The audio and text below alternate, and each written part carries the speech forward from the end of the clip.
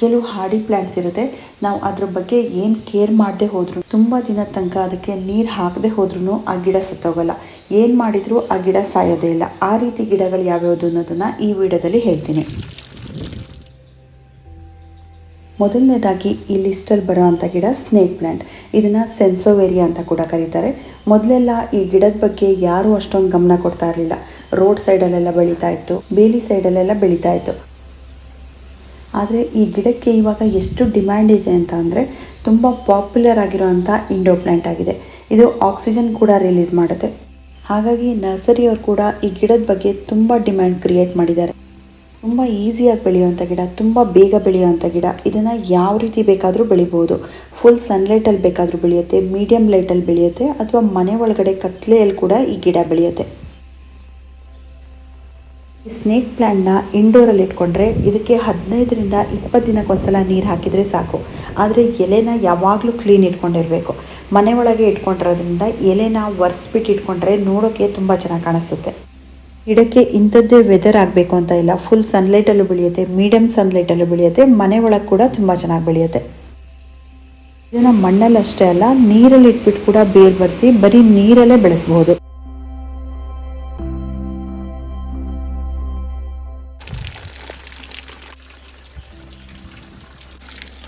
Second plant ಯಾವುದು ಅಂತ ಅಂದರೆ ಟರ್ಟಲ್ ವೈನ್. ಈ ಪ್ಲ್ಯಾಂಟ್ ಅಂತೂ ನೀವು ಎಲ್ಲಿ ಬಿಸಾಕಿದ್ರೂ ಅಲ್ಲೇ ಹುಟ್ಕೊಂಡಿರುತ್ತೆ.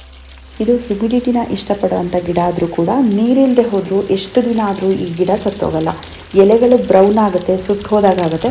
ಆದರೆ ಪುನಃ ನೀರು ಹಾಕಿದಾಗ ಪುನಃ ಆ ಗಿಡ ಬದುಕುತ್ತೆ. ನೀವಿಲ್ಲಿ ನೋಡ್ಬೋದು, ಹ್ಯಾಂಗಿಂಗ್ ಪಾಟಿಂದ ಈ ಗಿಡದಲ್ಲಿ ಸ್ವಲ್ಪ ಒಂದು ಪಾರ್ಟ್ ಕೆಳಗಡೆ ಬಿದ್ದಿತ್ತು. ಅಲ್ಲೇ ಅದು ಹರಡ್ಕೊಂಡು ಬೆಳೆದಿದೆ. ಸಿಮೆಂಟ್ ಮೇಲೆ ಬಿದ್ದಿದೆ, ಆದರೂ ಕೂಡ ನೋಡಿ ಅಲ್ಲೇ ಅಂಟ್ಕೊಂಡು ಬೆಳೆದಿದೆ. ಈ ರೀತಿ ಎಲ್ಲಿ ಬಿದ್ರೂ ಎಲ್ಲಿ ಹಾಕಿದ್ರೂ ಯಾವುದೇ ಕೇರ್ ಇಲ್ದೇ ಬೆಳೆಯೋ ಗಿಡ ಈ ಟರ್ಟಲ್ ವೈನ್. ನನ್ನ ಹತ್ರ ಟರ್ಟಲ್ ವೈನ್ ಗಿಡಗಳು ತುಂಬ ಇರೋದ್ರಿಂದ ಸಮ್ಮರಲ್ಲಿ ಎಷ್ಟೋ ಸಲ ನನಗೆ ನೀರು ಹಾಕೋಕ್ಕೆ ಆಗಿರಲ್ಲ. ಆವಾಗ ಆ ಗಿಡ ಪೂರ್ತಿ ಒಣಗೋಗಿರುತ್ತೆ. ಮಳೆಗಾಲದಲ್ಲಿ ಮಳೆ ನೀರಿಗೆ ಆ ಗಿಡನ ಇಟ್ಟಾಗ ಪುನಃ ಅದರಲ್ಲಿ ಹೊಸ ಚಿಗುರು ಬರುತ್ತೆ, ಹೊಸದಾಗಿ ಗಿಡಗಳು ಬೆಳೆಯುತ್ತೆ. ನೋಡೋಕ್ಕೆ ಈ ಗಿಡ ತುಂಬ ಸಾಫ್ಟೇ ಇರುತ್ತೆ, ಮುಟ್ಟೋದಕ್ಕೆ ಕೂಡ ತುಂಬ ಸಾಫ್ಟ್ ಇರುತ್ತೆ. ಆದರೆ ಇದು ಯಾವತ್ತೂ ಸಾಯಲ್ಲ. ಹಾಗಾಗಿ ಇದು ಹಾರ್ಡಿ ಪ್ಲ್ಯಾಂಟಿನ ಲಿಸ್ಟಿಗೆ ಸೇರುತ್ತೆ.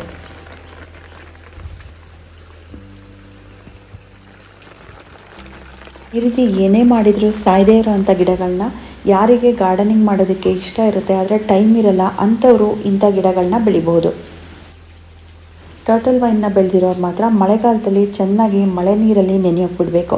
ಮಳೆ ನೀರಿಂದ ಇದು ತುಂಬ ಚೆನ್ನಾಗಿ ಬೇಗ ಗ್ರೋ ಆಗುತ್ತೆ.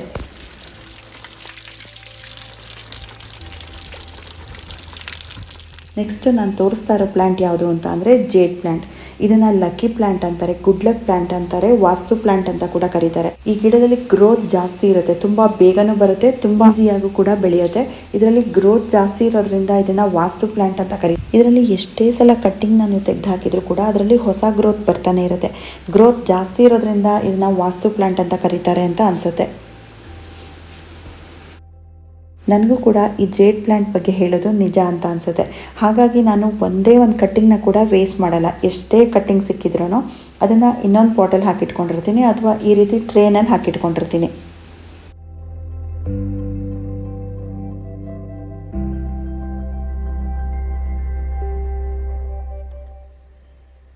ಒಂದೊಂದು ಸಲ ನಾನು ಏನು ಮಾಡ್ತೀನಿ, ಈ ದೊಡ್ಡ ಜೇಡ್ ಗಿಡಗಳಲ್ಲಿ ಕಟ್ಟಿಂಗ್ ತೆಗೆದಾಗ ತುಂಬ ಕಟ್ಟಿಂಗ್ಗಳು ಸಿಗುತ್ತೆ. ಆವಾಗ ಟೈಮೇ ಇರಲ್ಲ ನನಗೆ. ಒಂದು ಕಡೆ ಇಟ್ಟಿರ್ತೀನಿ, ಒಂದು 4-5 ದಿನ ಮರ್ತೇ ಹೋಗ್ಬಿಟ್ಟಿರುತ್ತೆ. 4-5 ದಿನ ಆದರೂ ಕೂಡ ಆ ಕಟ್ಟಿಂಗ್ ಸತ್ತೋಗಿರಲ್ಲ. ಆ ರೀತಿ ಒಂದು ಸಾಯದೇ ಇರೋವಂಥ ಪ್ಲ್ಯಾಂಟ್ ಅಂದರೆ ಈ ಜೇಡ್ ಪ್ಲ್ಯಾಂಟ್. ಈ ಜೇಡ್ ಪ್ಲ್ಯಾಂಟಿಗೆ 15 ದಿನ ನೀರು ಹಾಕದೆ ಹೋದರೂ ಕೂಡ ಏನೂ ಆಗಲ್ಲ. ಆದರೆ ನೀರು ಜಾಸ್ತಿ ಆದರೆ ಮಾತ್ರ ಈ ಗಿಡ ಕೊಳೆಯುತ್ತೆ. ಫುಲ್ ಸನ್ಲೈಟಲ್ಲಿ ಇಟ್ಟಾಗ ಮಾತ್ರ ಈ ಗಿಡ ತುಂಬ ಚೆನ್ನಾಗಿ ಬೆಳೆಯುತ್ತೆ. ಸನ್ಲೈಟಲ್ಲಿ ಇಟ್ಟಿದ್ರೂ ಕೂಡ ನೀರನ್ನು ಕಡಿಮೆ ಹಾಕಬೇಕು.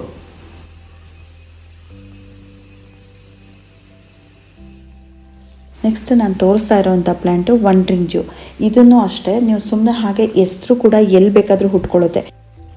ಯಾಕೆ ಅಂದರೆ ಈ ಗಿಡದ ಸ್ಟೆಮ್ ತುಂಬ ಸಾಫ್ಟ್ ಆಗಿರುತ್ತೆ. ಆ ಸ್ಟೆಮ್ಗೆ ಪ್ರತಿಯೊಂದು ಸ್ಟೆಮ್ಮಲ್ಲೂ ಹಿಂದೆ ಚಿಕ್ಕ ಚಿಕ್ಕ ರೂಟ್ಸ್ ಇರುತ್ತೆ. ಹಾಗಾಗಿ ನೀವು ಎಲ್ಲಿ ಮಣ್ಣಲ್ಲಿ ಸುಮ್ಮನೆ ಹಾಗೆ ಇಟ್ಟರೂ ಕೂಡ ಆ ರೂಟ್ಸ್ ಮಣ್ಣಲ್ಲಿ ಹಿಡ್ಕೊಳ್ಳುತ್ತೆ. ಟರ್ಟಲ್ ವೈನ್ ಪ್ಲ್ಯಾಂಟಲ್ಲಿ ಕೂಡ ಎಲ್ಲ ಕಲರ್ಸಲ್ಲೂ ಅದೇ ರೀತಿ ಹಿಂದೆ ರೂಟ್ಸ್ ಇರುತ್ತೆ. ಹಾಗಾಗಿ ನಾವು ಎಲ್ಲಿ ಹಾಕಿದರೂ ಕೂಡ ಅದರಲ್ಲಿ ಗಿಡ ಹುಟ್ಕೊಳ್ಳುತ್ತೆ.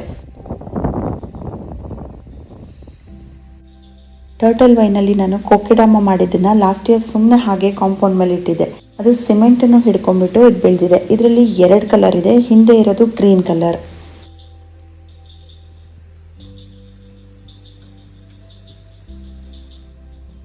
ಅದೇ ರೀತಿ ಈ ವಂಡ್ರಿಂಗ್ ಜೂನಲ್ಲಿ ಕೂಡ ಅಷ್ಟೇ. ಈ ವಂಡ್ರಿಂಗ್ ಜೂನಲ್ಲಿ ನಾನು 3 ಕಲರ್ಸ್ನ ನಾನು ತೋರಿಸಿದ್ದೀನಿ. ಗ್ರೀನ್ ಇದೆ, ವೈಲೆಟ್ ಕಲರ್ ಇದೆ, ಇದೊಂದು ಕಲರ್ ಇದೆ. ಈ 3 ಕಲರ್ಸ್ನ ನಾನು ವಿಡಿಯೋಗಳಲ್ಲಿ ತೋರಿಸ್ತಾನೆ ಇರ್ತೀನಿ.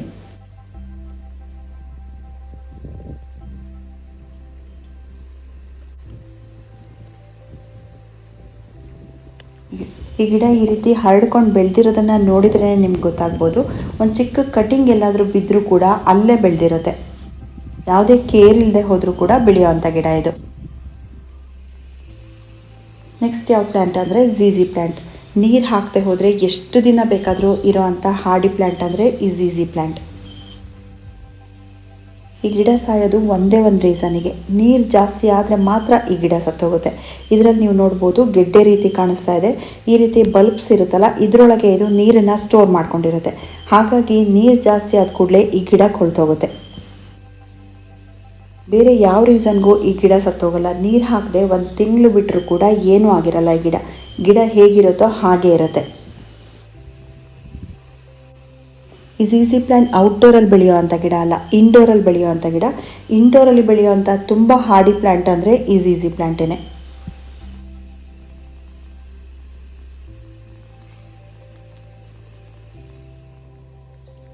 ಈ ಪ್ಲ್ಯಾಂಟ್ನ ರಿಯೋ ಪ್ಲ್ಯಾಂಟ್ ಅಂತ ಹೇಳ್ತಾರೆ. ಇದನ್ನು ಬಾರ್ಡರ್ಗಳಲ್ಲಿ ಹೆಚ್ಚಾಗಿ ಉಪಯೋಗಿಸ್ತಾರೆ. ಇದರದ್ದು ಎಲೆಗಳು ತುಂಬ ಬ್ಯೂಟಿಫುಲ್ ಆಗಿರುತ್ತೆ. ಈ ಗಿಡ ತುಂಬ ಬಿಸಿಲಲ್ಲೂ ಬೆಳೆಯುತ್ತೆ, ತುಂಬ ನೆರಳಲ್ಲಿ ಕೂಡ ಬೆಳೆಯುತ್ತೆ. ಇದರ ಪಕ್ಕದಲ್ಲಿರೋ ಅಂಥ ಗಿಡ ನೋಡಿ ಟರ್ಟಲ್ ವೈನ್. ಇದು ಕೂಡ ತುಂಬ ಸ್ಪ್ರೆಡ್ ಆಗಿ ಬೆಳೆದಿದೆ. ಇವೆಲ್ಲ ಗಿಡಗಳು ಅಷ್ಟು ಈಸಿಯಾಗಿ ಸಾಯಲ್ಲ. ಗಾರ್ಡನಿಂಗಲ್ಲಿ ಬಿಗಿನರ್ಸ್ ಯಾರಿರ್ತಾರೆ ಅವರು ಇಂಥ ಗಿಡಗಳನ್ನ ತುಂಬ ಈಸಿಯಾಗಿ ಬೆಳಿಬೋದು. ಸ್ಟಾರ್ಟಿಂಗ್ ಅವರು ಬೆಳಿಬೇಕಾದ್ರೆ ಇಂಥ ಗಿಡಗಳಿಂದನೇ ಸ್ಟಾರ್ಟ್ ಮಾಡಿದರೆ ಆವಾಗ ಗಾರ್ಡನಿಂಗ್ ಅಷ್ಟು ಕಷ್ಟ ಅಂತ ಅನಿಸಲ್ಲ ಅವ್ರಿಗೆ.